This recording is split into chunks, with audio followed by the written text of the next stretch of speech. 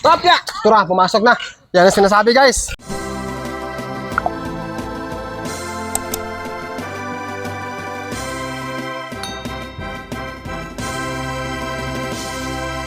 Gestating pin ito. Ngunit ang problema ko po dahil nga po ngayon guys, akin lang pong i-separate po sa ibang kulungan ang F1 na amin pong gagawing inahin mga ka-farmers, no? Ito yun guys, oh. Sandali, kukuha muna ako ng footbath. Kasi papasok tayo sa loob. Yan. Yung footbath ko guys, may majority po ito. O, halika na, Diki. Dik. Ang aking ano guys, oh. Pintuan. Tumatagilid na. Halika.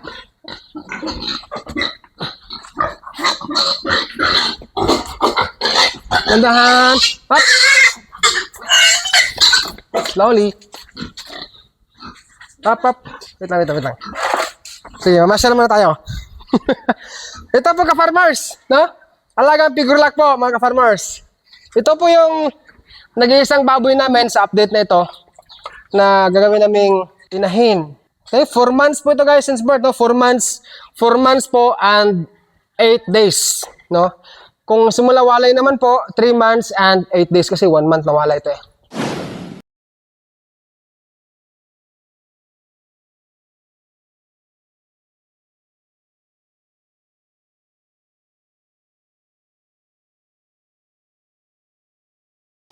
O, tara na. Sandali, kailangan ko ng sako nito. Sako. Kasi pag nagpapasok tayo nito mamaya, mahirap ito pagsokin kung hindi natin masarangan.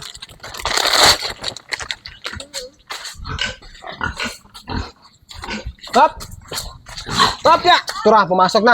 Yan ang sinasabi guys. Hindi tayo nakaready na sako eh. Di bale, palalabasin natin. Alam mo yun? Alam mo yung ganito?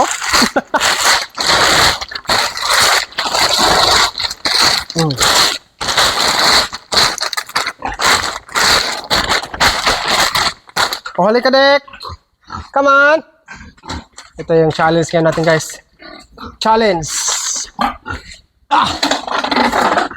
Maglilipat lang tayo ng baboy sa ibang area pero medyo mahirap guys kasi nga makitid yung lugar ko. Pero by the way, ayos lang ha, farmers. Ayos lang po. O, halika na, Dick. Come on. Halika.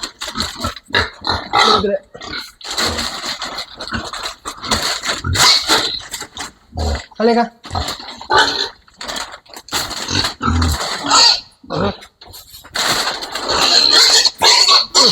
Kaya? Ah, kaya pala eh. O, gamay na lang. O, kaya pala guys, oh. So, atin pong i-baba ang pinto. Diyan ka lang ha, wag kang lumabas. Okay. So, ito guys, ang alambre. Yan.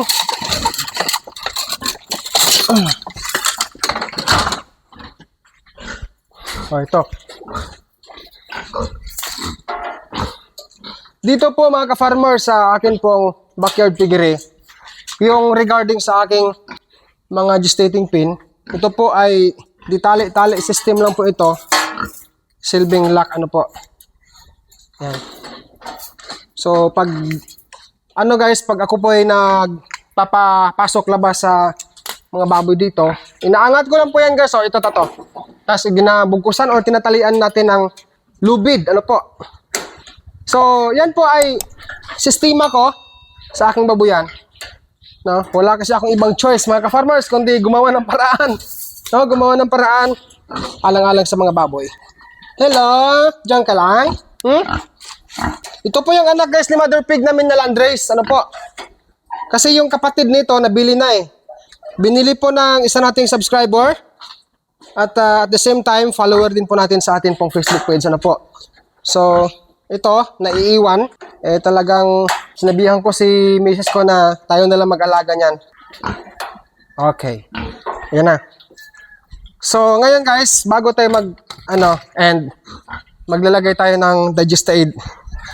Lagyan ko lang guys siya ng Digesta-Aid 4X sa kanya pong feeder area. No? Umikot. Kaya niya umikot kasi medyo maliit pa siya eh.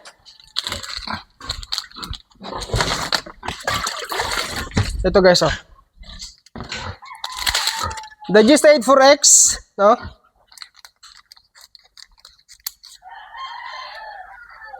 Hindi lang po kasi guys sa mga biik ginagamit ko ito, hindi lang po sa ganun, no? Kundi ito po ay ginagamit ko rin sa ano guys, sa mga fatteners, no?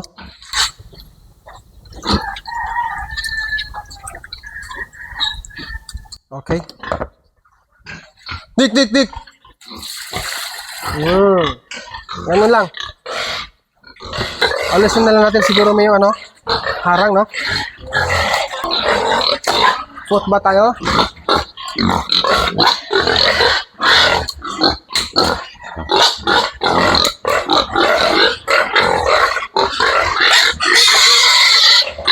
Hoy, bakit maingay?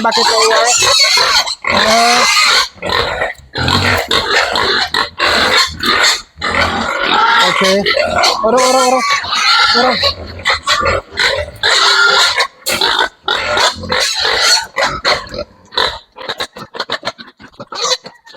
Kumusta na ka-farmers yung mga ano dyan? Live weight sa inyo, tumaas na po ba? Balita ko, tataas na guys.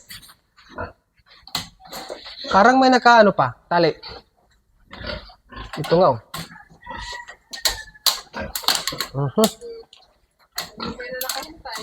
Hindi na siya nakahintay, talagang nagmamadali siya, no? Okay, come on! Dito na muna, ano? Pansamantala, dito na muna. Okay? So, balik tayo sa maluwag na area. Pasintabi lang ho, mga ka-farmers.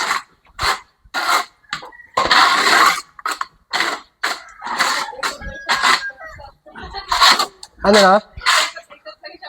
Oh, dyan na lang yan siya kasi para at least. Sabi guys ni Mrs., ikot-ikot na lang mag-isa daw yung phone namin. Yan o. Ito pa o. Ito. Yan. Ka-farmers, bago po tayo magtapos sa video na ito, nais ko lang pong disclaimer na magkakaiba man tayo ng pamamahala sa ating pag-alaga ng baboy. Itong ginawa ko guys na paglipat sa isang baboy na ito ay dapat paabutin ko muna siya ng 6 months pataas na edad bago ilagay sa gestating pin ito. Ngunit ang problema ko po, dahil nga po kulang ako sa space, hiniwalay ko siya para ma-separate ko ang pagbigay ng kanyang pagkain, mga ka-farmers. Ano po? And then para hindi siya tumaba, mga ka-farmers. Kasi nga, ang ginawa kong feeding sa kanya or gagawin kong feeding sa kanya is controlled feeding. Samantala dito guys, ang tatlong naiiwang fattener na ito ay nag-add ako kasi ng dami ng pagkain kasi fattener nga, di ba? Yan pong iniwasan ko na para hindi po tumaba itong baboy dumalaga na ito. Ikaw ka-farmers, ano po ang edad sa dumalagang baboy mo bago mo ito ilipat sa kanyang gestating pin? I-comment mo po sa ilalim dyan sa comment section at yan po ay atin pong irespeto ulit base po sa aking nasabi na ang bawat nating pag-alaga sa baboy o management po ay dapat po nating irespeto. Maraming salamat po for watching this video. Happy farming po sa ating lahat mga ka-farmers. Ingat po kayo palagi. God bless po sa ating lahat and see you next time po mga ka-farmers.